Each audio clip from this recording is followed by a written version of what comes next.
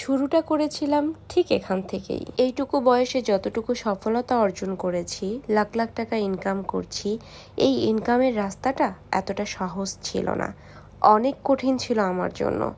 অনেক কষ্টের পরে আজকে আমি এখানে। আর এখান পর্যন্ত পৌঁছাতে আমাকে সবথেকে বেশি হেল্প করেছে কোন জিনিসটা জানো? তাহলে চলো শুরু থেকেই শুরু করা যাক। আজকে আমি তোমাদেরকে আমার সফলতার গল্প শোনাবো। যতটুকু সফলতা অর্জন করতে পেরেছি ততটুকুই শেয়ার করব। ওই যে যারা বলো না, আপু তোমাকে দেখে অনেক কিছু শেখার আছে, তাদের জন্যই বিশেষ করে আজকের ভিডিওটা। হ্যালো এভরিওয়ান, আসসালামু আলাইকুম, welcome to my page a little craziness. যে যেখান থেকে আমার ভিডিওটা দেখছেন, আশা করছি সবাই ভালো আছেন। আপনাদের দোয়ায় আমি বর্তমানে অনেক ভালো আছি, আলহামদুলিল্লাহ। আপনাদের সাথে ইতিমধ্যে আমি আমার ভালো সময়ের কথা, খারাপ সময়ের কথা অনেক কিছুই শেয়ার করেছি। আর আপনারা আমার লাইফের উত্থান পতন, ভালো মন্দ সবকিছু শোনার পর আমাকে এত বেশি সাপোর্ট করেছেন, এত বেশি সাজেস্ট করেছেন, অনেকেই ইনবক্সে অনেক ভালো পরামর্শ দিয়েছেন। আপনাদেরকে আমার পক্ষ থেকে অনেক ভালোবাসা রইল। অনেক আপুরাই আমাকে ইনবক্সে অনেক মেসেজ করেছো, যেমন আপু শ্বশুরবাড়িতে থাকতে অনেক কষ্ট হয়, আপু আমার হাজব্যান্ড আমাকে দু চোখে দেখতে পারে না, আমার হাজব্যান্ড আমাকে অনেক মারধর করে, কি করব, প্রেম করে বিয়ে করেছি, চাইলেও সব কথা কাউকে বলতে পারি না। দুই একবার বাবা মাকে বলেছি আমাকে নিয়ে যাও, বাবা মা বলে মেয়েদের জীবন নাকি এটাই, যেহেতু বিয়ে হয়ে গেছে সেহেতু কলঙ্কের দাগ লেগে গেছে, এখান থেকে বের হওয়া যাবে না। আবার অনেক আপুরাই বলেছ, আপু আমি ঘরে বসে কিছু করতে চাই, আমাকে একটু সাহায্য করবে? আমি তোমাদের সবগুলো প্রশ্নের উত্তর এই ভিডিওতেই দিব। আমার এই ছোট্ট লাইফের ছোট্ট একটা স্টোরি শেয়ার করি। আমার বিয়ের আগে আমি আমার বাবা মায়ের চোখের মনি ছিলাম। স্টুডেন্ট হিসেবে অনেক ভালো ছিলাম, যেহেতু সায়েন্স নিয়ে লেখাপড়া করছিলাম, এসএসসি সায়েন্স, এইচএসসি সায়েন্স। বাবা মা খুব সাপোর্ট করতো পড়ালেখায়, বাসায় কখনো কোনো কাজ করতাম না। তারপরে শ্বশুরবাড়িতে গেলাম, শ্বশুরবাড়িতে থেকে যখন রাগ করে বাবার বাড়িতে চলে আসলাম, বাবার বাড়িতে চলে আসার পরে আমি আবার স্টার্ট করে দিয়েছিলাম লেখাপড়া। আমার বাড়িতে থাকতে থাকতে একটা জিনিস বুঝে গেলাম, আমাকে বিয়ের আগে আমার বাবা মা আমাকে যে পরিমাণ ভালোবাসতো, যে পরিমাণ আদর করতো, সেই ভালোবাসা, আদর, সম্মান কোনোটাই পাচ্ছি না বাবার বাড়িতে। প্রতিনিয়ত উঠতে বসতে খোঁটা শুনতে হচ্ছে, কেমন ছেলেকে বিয়ে করেছি, প্রেম করে বিয়ে করেছি, এতই বিয়ের শখ হয়েছে, এতই বিয়ের কুরকুরানি উঠছে, এই টাইপের অনেক বাজে বাজে কথা। দেন বাবার বাড়িতে থাকতে অনেক কষ্ট হইল যখন, তখন কি করলাম, আবার ঢাকায় চলে আসলাম। জীবনে প্রথমবার ঢাকায় এসেছিলাম আমার হাজব্যান্ডের হাত ধরে। তারপরে আমি একা একা ঢাকা আসলাম প্রথমবারের মতো। ঢাকায় এসেই খালার বাসায় উঠলাম, আমার আপন খালা। আমাকে তো একা একা কেউ ছাড়বে না। খালার বাসায় ওঠার 8-9 দিন পরেই শুনতেছি খালার বাসার পাশেই একজন বাড়িওয়ালার ভাগনার সাথে আমার বিয়ে ঠিক করতেছে। আমি তো ভাই বিয়ে করব না, আমি বিয়ে করার জন্য ঢাকায় আসছি? কখনোই না, আমি নিজের পায়ে দাঁড়ানোর জন্য ঢাকায় আসছি। আমি তখন বাড়িতে চলে গেলাম। বাড়িতে গিয়ে 1 সপ্তাহ পর আবার খালার বাসাতেই আসলাম, তবে খালার রুমে না, পাশের একটা রুম, ওই যে টিন সেট বাসা, একটা রুম ভাড়া নিলাম 2টা মেয়ের সাথে, আমি একটা মেয়ে থাকি। তারপর আমি গার্মেন্টসে জব নিলাম, যেটা কম বেশি আপনারা অনেকেই জানেন। গার্মেন্টসে জব নিলাম, জাস্ট আমি ওখানে 2 মাসের মতো কাজ করেছি, 2 মাসও না, 1.5 মাসের মতো। সেখান থেকে বের হয়ে আমি কি করলাম, আমি তখন গাজীপুরে ছিলাম, গাজীপুর থেকে আমি মিরপুরে চলে আসলাম। মিরপুরে এসেই আমি মিরপুর 10 নম্বরে শাহ আলী মার্কেটে আমি একটা কসমেটিক্সের দোকানে জব নিই, যেখানে আমার বেতন ছিল মাত্র 4,500 টাকা, সকাল 8টা থেকে রাত 8টা পর্যন্ত। আমি মিরপুরেও একটা মেসে থাকতাম, একসাথে 8টা মেয়ে থাকতাম, থাকা খাওয়া আমার যাইতো 3,000 টাকা, আর মাস শেষে আমার কাছে বাড়তি টাকা থাকতো 1,500 টাকা। তারপর সেখান থেকে কসমেটিক্স কোম্পানিতে চলে গেলাম, লাইক গোল্ডেন রোজ, ফ্লোরমার, ফার্মাসি কোম্পানিতে আমি চলে গেলাম, যেখানে আমার বেতন ধরা হইলো 13,000 টাকা। এই যে আমি ফার্মাসি কোম্পানিতে ঢুকতে পারলাম কেন?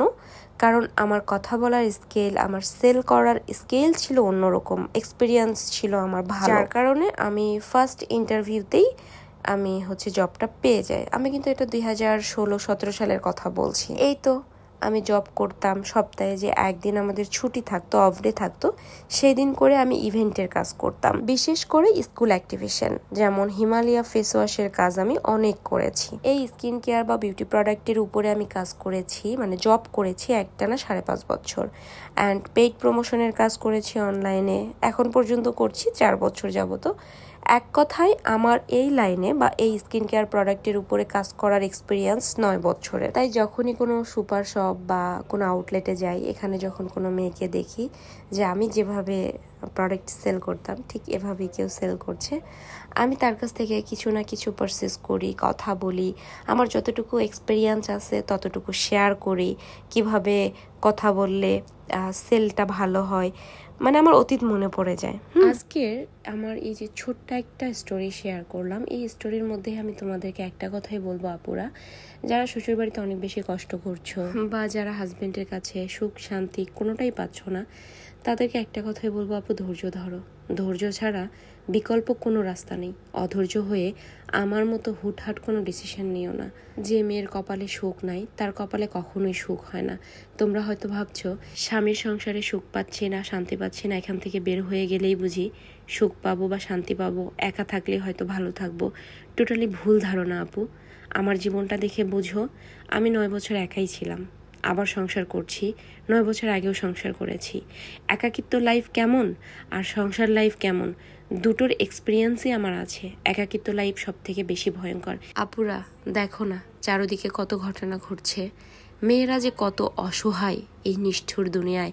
কেবলমাত্র একাকিত্ব যে মেয়েটা লাইফ লিড করছে সেই জানে। একটা মেয়ের গায়ের রং যদি কালোও হয়, খাটোও হয়, দেখতে খুব অসুন্দরও হয়, তার পিছনেও দেখেন বেড়া মানুষ ঘুরতেছে, তাকে ডিস্টার্ব করতেছে। একটা মেয়ে যতক্ষণ বাবা মার ছায়ার নিচে থাকে অ্যান্ড স্বামীর ছায়ার নিচে থাকে ততক্ষণ সে সুরক্ষিত।